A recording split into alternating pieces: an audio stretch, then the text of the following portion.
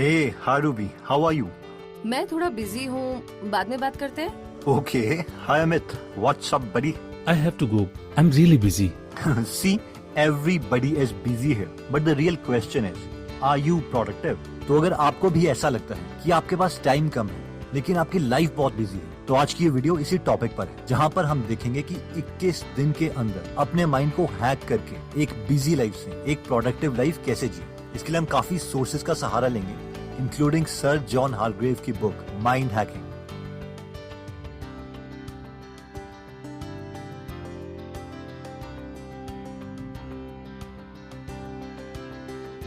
How to change your mind for good in 21 days। So let's start. तो सबसे पहला step आता है एनालाइजिंग। अगस्त 3, 2012 में नासा के इंजीनियर्स को 7 मिनट के डर से गुजरना था, क्योंकि उस दिन एक रोबोटिक रोवर जिसका नाम क्यूरियोसिटी था, उसे मार्स प्लैनेट में लैंड करना था। इस प्रोजेक्ट में नासा ने $2.5 बिलियन स्पेंड करे थे। उस 7 मिनट में क्यूरियोसिटी रोवर को मार्स के एटमॉस्फेयर में 13,000 माइल्स पर आवर की स्पीड से डिक्रीज होकर 0 माइल पर आवर की स्पीड पर आना था।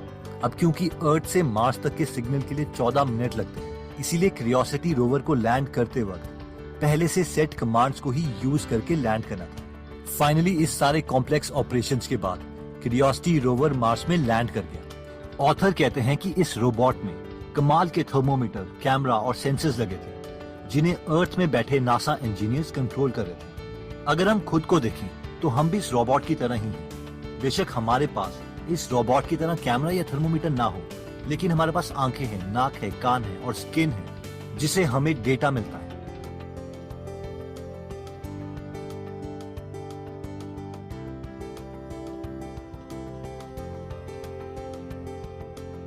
अब जैसे क्यूरियोसिटी रोवर के पास माइक्रो प्रोसेसर है, यानी एक चिप है ब्रेन की तरह जो सेंसर्स को कंट्रोल करती है, वैसे ही हमारे पास माइंड है जिससे हम अपने सेंसर्स कंट्रोल करते हैं। लेकिन सवाल ये है कि क्यूरियोसिटी रोवर के माइक्रो प्रोसेसर को कौन कंट्रोल कर रहा था, यानी उसके ब्रेन को कौन कंट्रोल कर रहा था? ऑब्वियसली अर्थ में बैठे नासा इंजीनियर्स। और वैसे ही हमारे माइंड को कौन कंट्रोल करता है, और वो है हम। 21 दिनों में अपने माइंड को हैक करने का सबसे इम्पोर्टेंट कॉन्सेप्ट इससे आता है कि you are not your mind, यानी हम और हमारा दिमाग अलग है। इस कॉन्सेप्ट को समझने के लिए एक सिंपल एग्जांपल है। मान लीजिए आप मूवी देखने मूवी थिएटर में जाते हैं। मूवी स्टार्ट होने से पहले आपका माइंड एनालिसिस करता है और सोचता है यार ये मूवी कैसी होगी, और आप एक्साइटेड हो जाते हैं। अब मूवी स्टार्ट होती है और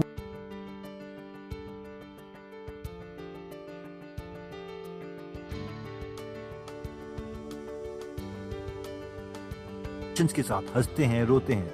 हम ये भूल जाते हैं कि ये मूवी है और हमें लगने लगता है कि ये रियलिटी है। एग्जैक्टली इसी तरीके से हमारा माइंड और हम दो अलग चीजें हैं। जो माइंड सोचता है वो रियलिटी नहीं है, लेकिन हम उसे मूवी की तरह रियल मान लेते हैं और इमोशंस में आ जाते हैं, फ्यूचर या पास्ट के बारे में सोचने लग जाते हैं। इसीलिए हमें अगले 21 दिनों तक एक माइंड गेम खेलनी होगी। और वो माइंड गेम ये है कि जैसे ही हमें इस वीडियो की याद आती है, हमें खुद से सिंपल एक क्वेश्चन पूछना है, और वो है कि मेरा माइंड इस वक्त क्या सोच रहा है। That's it. और सिर्फ ये सोचने से कि हम और हमारा माइंड अलग है, हमारा माइंड हैकिंग का प्रोसेस शुरू हो जाएगा। नेक्स्ट स्टेप एनालाइजिंग में आता है रिक्लेमिंग अटेंशन और रिट्रेनिंग योर कंसंट्रेशन। आइए इसे सिंपल वर्ड्स में समझते हैं। रिक्लेमिंग अटेंशन का मतलब है कि हम कॉन्शियसली दिन में थोड़े टाइम के लिए गेम नंबर 2 प्रैक्टिस करेंगे, जिसका मतलब है कि हम अपनी अटेंशन किसी को भी नहीं देंगे।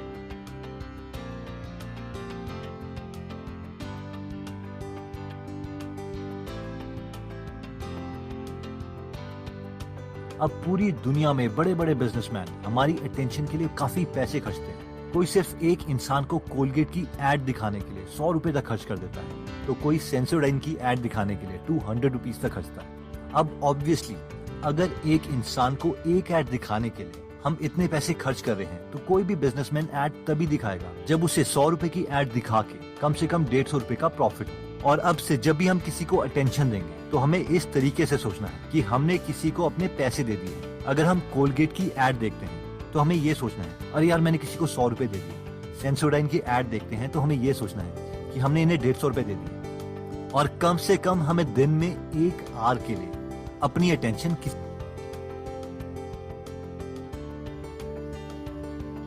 को नहीं देनी है। इसीलिए अगले 21 दिन के लिए 1 घंटे के लिए हर रोज हमें कोई मैसेजिंग एप्लीकेशन, कोई text messages, internet distraction Audible visual notification बंद कर देनी है और अपनी अटेंशन को रिक्लेम करना है। अटेंशन रिक्लेम करने के बाद आता है रिट्रेनिंग योर कॉन्सेंट्रेशन, यानी हमें अपने माइंड को अब ट्रेन करना है कि वो वही सोचे जो हम चाहते हैं, जिसके लिए हमें हर रोज सिर्फ 10 से 20 मिनट में माइंड गेम नंबर 3 खेलनी है, और वो है सी योर ब्रेथ, यानी एक शांत जगह में बैठ के बस अपनी सांसों को ऑब्जर्व करना है कि हम ब्रीथ कैसे करते हैं। हमारा माइंड बीच में कुछ और सोचने लगेगा, बट इट्स ओके, लेकिन दोबारा से हम अपने माइंड को टास्क देंगे कि वो ब्रेथ के बारे में सोचे। अब अपना माइंड हैक करने का नेक्स्ट इंटरेस्टिंग स्टेप आता है imagining.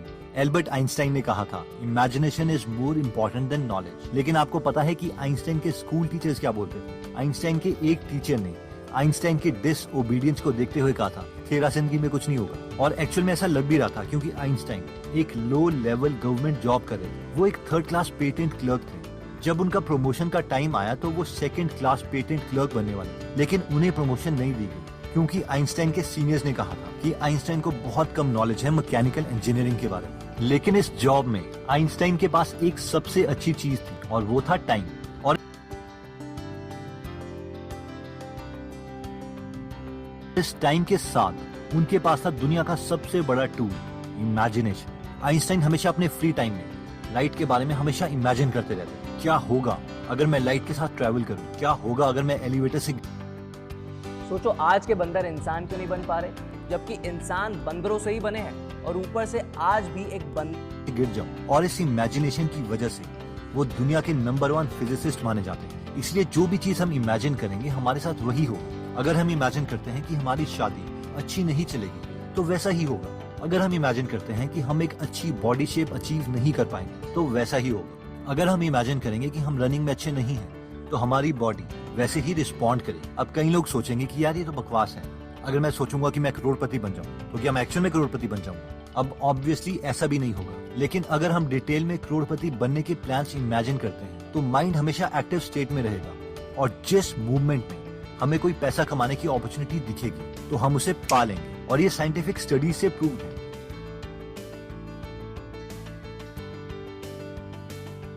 For example psychologist Laura king ने काफी सारे स्टूडेंट्स लिए और उन्हें 2 ग्रुप में डिवाइड किया, ग्रुप ए और ग्रुप बी। ग्रुप ए में कोई इंटरवेंशन नहीं की गई, लेकिन ग्रुप बी के स्टूडेंट्स को बोला गया कि रोज 20 मिनट तक अपने गोल्स लिखो, बड़े ऑडेशियस गोल्स, और उनके बारे में डिटेल में इमेजिन करो कि तुम वो अचीव कर चुके हो। इस एक्सपेरिमेंट का रिजल्ट ये था कि ग्रुप बी वाले स्टूडेंट्स जिन्होंने इमेजिनेशन की थी वो ग्रुप ए के स्टूडेंट्स के कंपैरेटिवली ज्यादा पॉजिटिव, हेल्दी और सक्सेसफुल रहे। 21 दिन में माइंड हैकिंग का नेक्स्ट स्टेप आता है रीप्रोग्रामिंग। एडिसन को एक काफी सक्सेसफुल इन्वेंटर माना जाता है, जिनके नाम पर 1000 से ज्यादा पेटेंट्स थे। आप जानते हैं कि एडिसन की सबसे बड़ी लीगेसी क्या थी? उनसे हमने ये सीखा था कि इन्वेंशंस कैसे करते हैं। उनके ऑफिस के किनारे एक बेड लगा हुआ था। एडिसन बहुत देर तक एक आइडिया पर सोचते रहते थे। उसके बाद जब वो थक जाते तो थोड़ी देर के लिए उस ऑफिस में रखे बेड में सोने चले जाते। अब जैसे ही उन्हें कोई आइडिया आता वो फटाफट बेड में उठते और उसे कागज में लिख लेते। उसके बाद वो अपने ऊपर वाले फ्लोर के ऑफिस में भागते और उस आइडिया से रिलेटेड रफ ड्राइंग्स बना लेते, जिन्हें वो रियलिटी में कन्वर्ट करना चाहते थे। इसके बाद वो रफ ड्राइंग्स साथ वाले कमरे में बैठे ड्राफ्ट्समैन के पास जाते, जो उन रफ ड्राइंग्स को फेयर करके बनाते थे। अगर उन ड्राफ्ट्समैन को कोई क्वेश्चन होता तो वो एडिसन से पूछ लेते।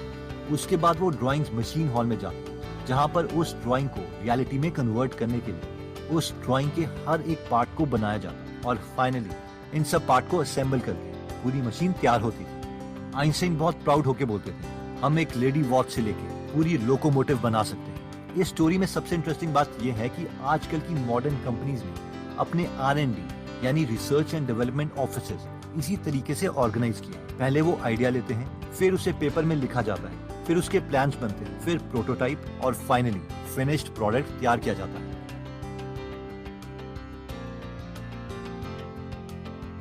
तो अगर हम भी अपने गोल्स को रियलिटी में बदलना चाहते हैं तो पहले डिटेल में अपने गोल्स के बारे में सोचो, उसे पेपर्स में लिखो, फिर उसके फाइनल प्लान्स तैयार करो और फाइनली एक्शन लेके उस विजन को रियलिटी में बदल दो। तो दोस्तों, इस वीडियो में हमने अपने माइंड को 21 दिन में हैक करने के लिए 3 स्टेप्स देखे थे। पहला था एनालाइजिंग, दूसरा इमेजिनिंग और तीसरा रीप्रोग्रामिंग। जिसमें सबसे पहले एनालाइजिंग में हमने देखा था कि हम और हमारा ब्रेन दो अलग चीजें हैं, इसलिए इन दोनों को अलग करने के लिए सबसे पहले हमें खुद से सिर्फ एक सिंपल सवाल पूछना चाहिए कि हमारा माइंड इस वक्त क्या सोच रहा है, जिससे हम अपने माइंड को खुद से अलग कर पाएंगे। नेक्स्ट स्टेप था रिक्लेमिंग योर अटेंशन, यानी दिन में एक आवर के लिए कॉन्शियसली सारी नोटिफिकेशंस बंद कर दो। और फाइनली था रीट्रेनिंग योर कॉन्सेंट्रेशन, जिसमें हमने देखा था कि अपनी ब्रेथ पर फोकस करने की माइंड गेम खेलो, ताकि हम अपने माइंड को ट्रेन कर सकें कि उसे वही सोचना है जो हम चाहते हैं, ना कि जो वो चाहते हैं।